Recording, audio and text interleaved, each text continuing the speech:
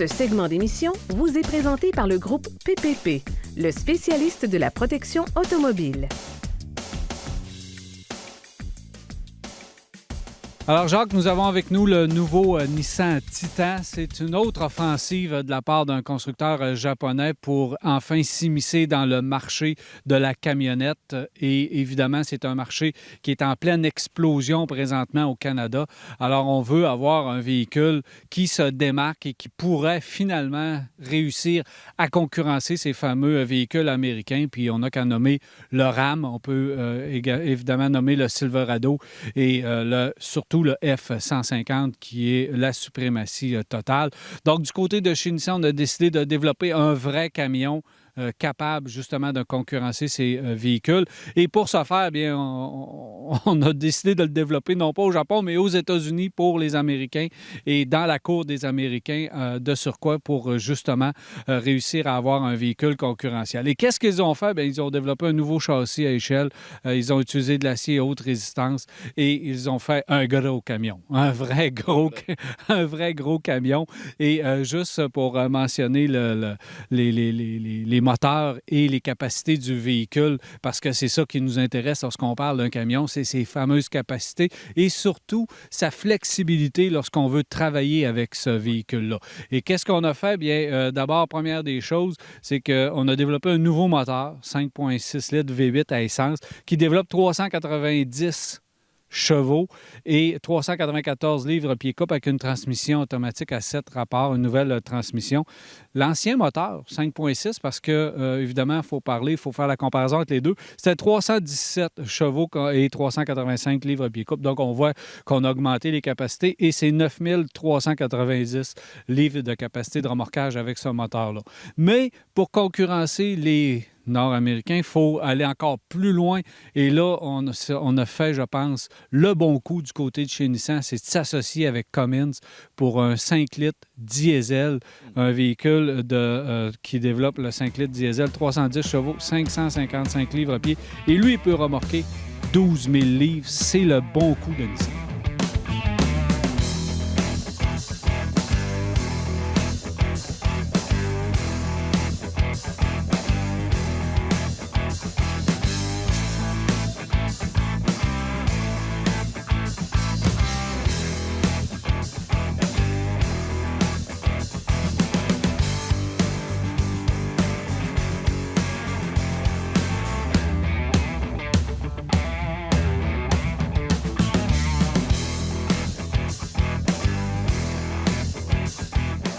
The four key things that we looked at to accomplish with the Titan, first and foremost, was the styling of the truck. You want to make sure that the truck is tough and rugged because, frankly, nobody wants to drive around in an ugly truck. They really want to have a nice-looking truck, but it has to look capable and strong. Second is our powertrain. That's the heart and soul of any truck. We have two great engines, the Cummins diesel engine that's available on the XD, 555 foot-pounds of torque, and then we also have our V8 gas engine, 5.6 liter with 394 foot-pounds of torque. Both of them great engines. But the one key thing that all of our engineers had to focus on, and that was the quality. That's our third point. Quality is number one. The number one purchase reason for a customer to choose between one truck and another is the quality of the truck. So we wanted to make sure that when somebody looked at the vehicle, the perceived quality, the amount of chrome that we put on it, the textures that we use, the type of genuine materials we use are paramount to show the quality. But then when they crawl underneath the truck, which really separates those from cars, truck guys and gals like to get under the truck. That's where we have the bigger axles, the bigger brakes, and the bit larger suspension and components underneath. And then the last thing that we had to get across was to make sure that we expand the market. When we entered the market in 2003 with our 04 model, we covered about 50% of the segment. We had a king cab and a crew cab, one engine and one chassis. Now, with the next generation Titan and the XD, we now cover 85% of the truck segment, where we cover regular cab, the work customer, the V8, the diesel, the two chassis, four-wheel drive, two-wheel drive. That's how we're going to cover the segment for the customers, because each customer is unique and they want a unique truck for them.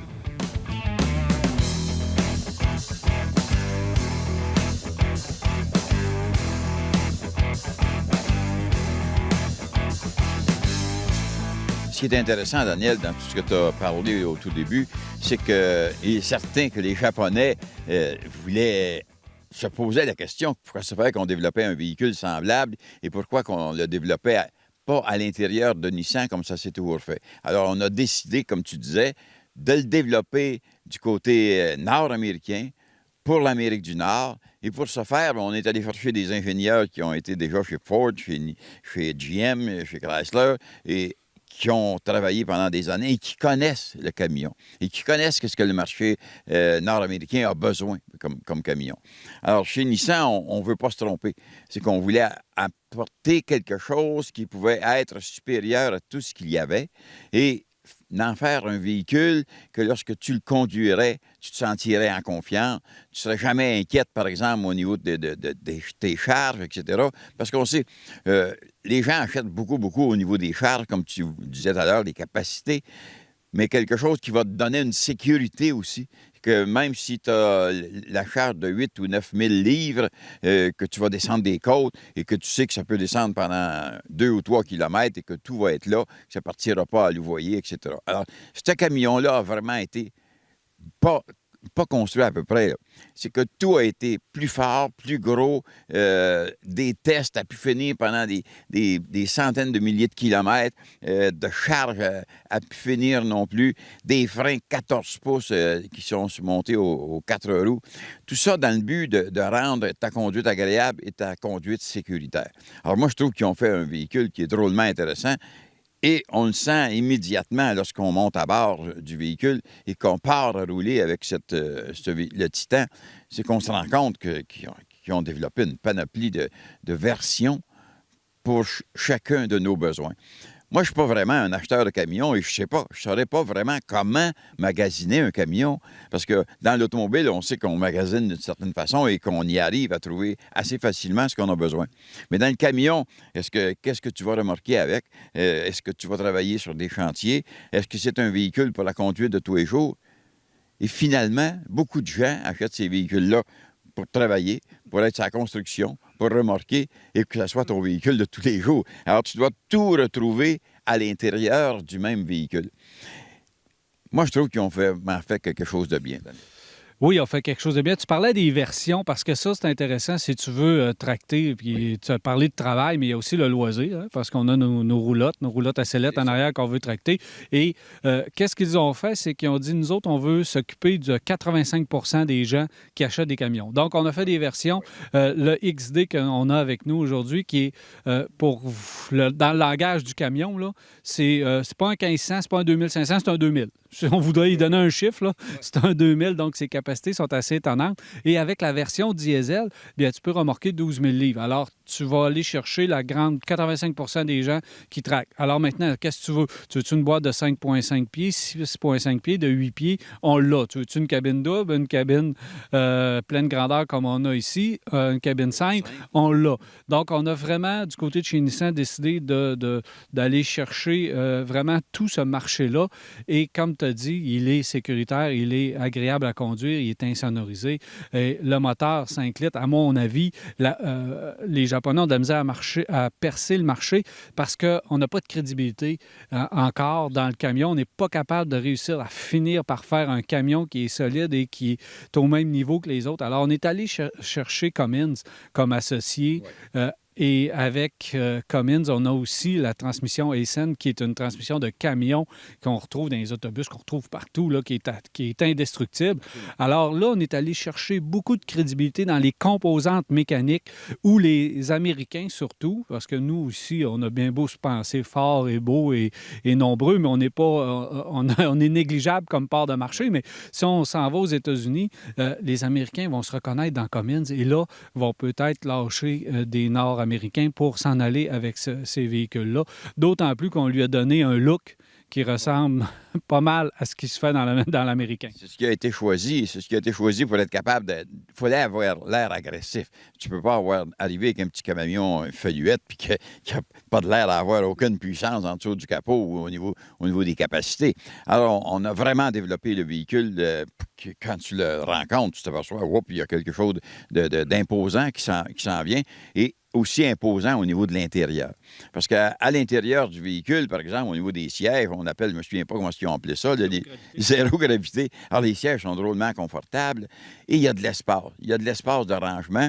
Il y a un tableau de bord qui est complet avec un tas d'informations, par exemple, que ce soit au niveau des pressions d'air, au niveau des systèmes de chauffage, transmission, etc., et les systèmes de descente en pente. Alors, il y a un tas d'avantages sur ce véhicule-là. Et quand tu parlais du moteur Cumming, c'est extraordinaire que de pouvoir apposer le nom Cumming sur un aile de ce véhicule-là.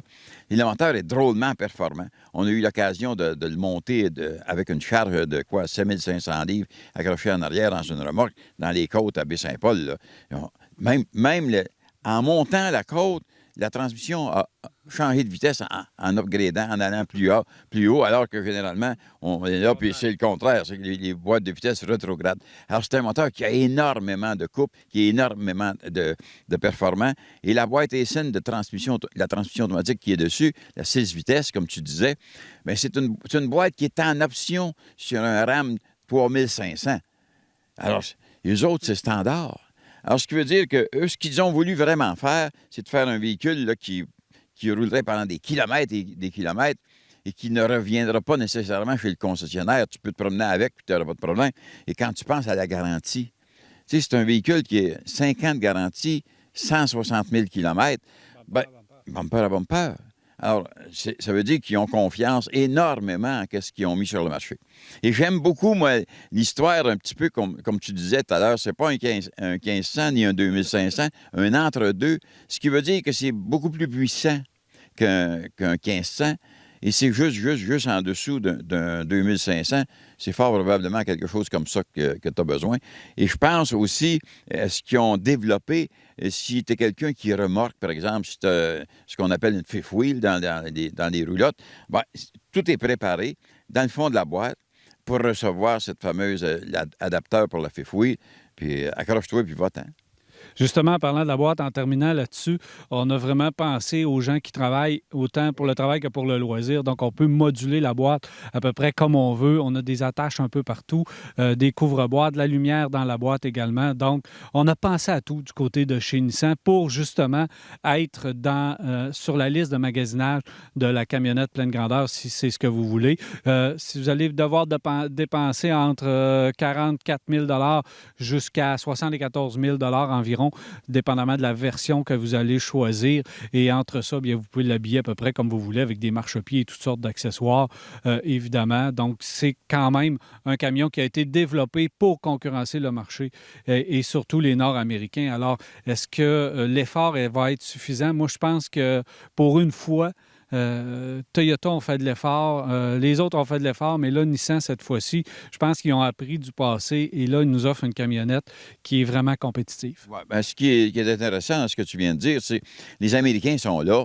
C'est des valeurs qui sont reconnues. Tu as des gens, des fanatiques, puis pour eux autres, là, un RAM, un F-150, un Silverado, c'est leur marque. Ils se battraient quasiment pour protéger leur marque. Alors que chez Toyota, par exemple, Toyota a procédé différemment lorsqu'ils ont voulu mettre leur Tundra en vente. C'est qu'ils ont misé sur leurs clients Toyota pour commencer à vendre des Toyota. Et aujourd'hui, c'est les gens qui sont passés d'automobile au camion, au Tundra, achètent sont restés fidèles. Mais ce que Nissan veut faire, c'est d'essayer d'attaquer le marché de Ford, des F-150, des GM et de Ram. Alors, il y a un travail à faire et ça va se faire de longue haleine et un à la fois. Et les gens qui vont vraiment faire leurs études et qui vont aller essayer ce type de véhicule-là vont avoir une grande surprise, je pense. Et l'objectif de vente n'est pas très élevé. On a vendu 3 600 l'an passé. Donc, on veut tout simplement dépasser cet objectif-là qui est loin des Nord-Américains qui en vendent autour de 100 000 unités. Merci, Jean. Plaisir.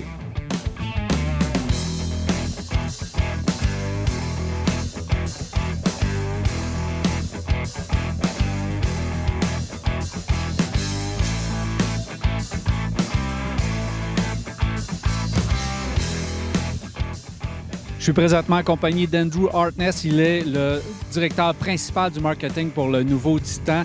Bienvenue à Virage, Andrew. Merci, Daniel. Alors, Andrew, parle-moi, qu'est-ce que représente le défi de commercialiser le nouveau Titan 2017? Bien, principalement, ça va être de démontrer aux clients à quel point on a un camion, un bon camion qui va fitter avec leurs besoins. On a maintenant un camion pour tout le monde avec Titan, Titan XD gaz, Titan XD diesel. On a vraiment le camion spécialisé pour tous leurs besoins. Et toute la technologie et l'ingénierie qui est rentrée dans ce véhicule-là pour répondre à leurs besoins, ça va être à nous de leur montrer à quel point ça fait la job. C'est ça. Est-ce que le défi ne sera pas de faire connaître ce camion à la population? Oui, effectivement. Bien sûr, il y a énormément de gens qui sont en camion. Il y a énormément de gens qui achètent des camions ces temps-ci. On veut être sur leur liste de magasinage. On veut absolument qu'ils essayent le camion et je crois qu'ils vont être convaincus que c'est un camion qui répond à leurs besoins. Merci beaucoup, Andrew. Merci beaucoup.